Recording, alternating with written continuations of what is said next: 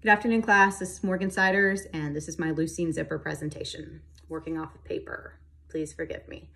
I wanted to start with what a Leucine zipper is, and it is a coiled coil that is made of two alpha helices.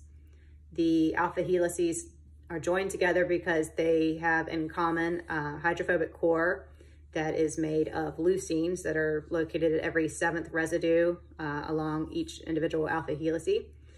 And the hydrophobic effect comes into play here because the leucines tend to move away from the aqueous solution that they are in and conglomerate together. This also exposes branch chains of other amino acids that are on the alpha helice. And so we do also see interactions among those that help bring the coiled coil together and hold it into place to form the Leucine zipper. In this presentation, we are working with the lysine and glutamate. Lysine is a positive charge of +1. Glutamate has a negative charge of -1. And so we do see electrostatic interactions that are a weaker bond, but they do play a part in holding the entire system together. So for part of our discussion, the first question was, what can we replace leucine with in order to maintain that hydrophobic center or core to our coiled coil? And so I started out by zooming in on the textbook. If we have leucine here, these are the other most similar hydrophobic amino acids. And I would be tempted to start with isoleucine just because the name is similar and it's pretty similar in size. So I tried that out, looked it up, and found out it does not work due to the fact that isoleucine is actually a bit larger. And so here you can see the leucines fit nicely into the center there, the hydrophobic center, and these are individual alpha helices. And so you've got plenty of room here, no crowding, whereas if you substitute in the isoleucines, there is a bit of overlap, and physiologically that's not possible. So isoleucine is not an option. So that takes us to the winner being the valine, because it is the right size and also hydrophobic. So step 2, what can we not replace leucine with? Well, we just covered one of those. That was the isoleucine, but that was due to size. So another consideration we need to weigh in is the fact that anything that might be of similar size to the valine, like the polar counterpart, which would be the threonine, it doesn't work because it is polar, so it's hydrophilic. And when we start adding hydrophilic properties into that core, clearly it doesn't, it's gonna bring water in and undo the coiled coil.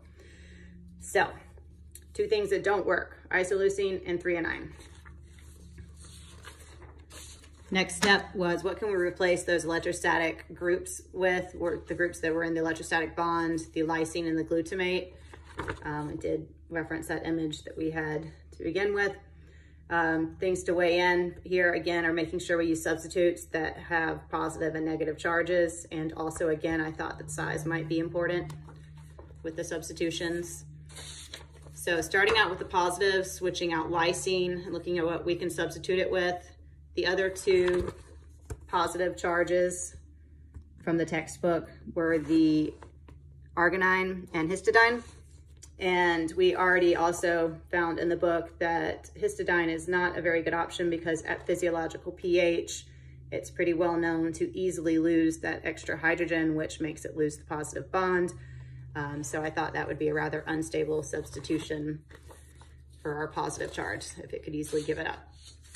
So winner there would be the arginine. Next one for the negatives, what to replace the glutamate with. Was kind of easy because the only other option for a negative amino acid was the aspartate at physiological pH. Another thing that I noticed was going from the glutamate to the aspartate, we're going sort of down in size. I tried to box these in to make that a little more clear. And so considering that with the size change, when we're going from the lysine to the arginine, we're going up in size. And so I'm hoping that, you know, going up 1 and down 1 would actually be more like a wash and not make too large of an impact in the spatial distance between the two amino acids, and so therefore not negate the strength of the electromagnetic charges. Okay, so that's what I've got. I think that our substitutions for leucine would be valine, for the lysine would be the arginine, and for the glutamate would be the aspartate. Let me know if you have any questions. Thanks.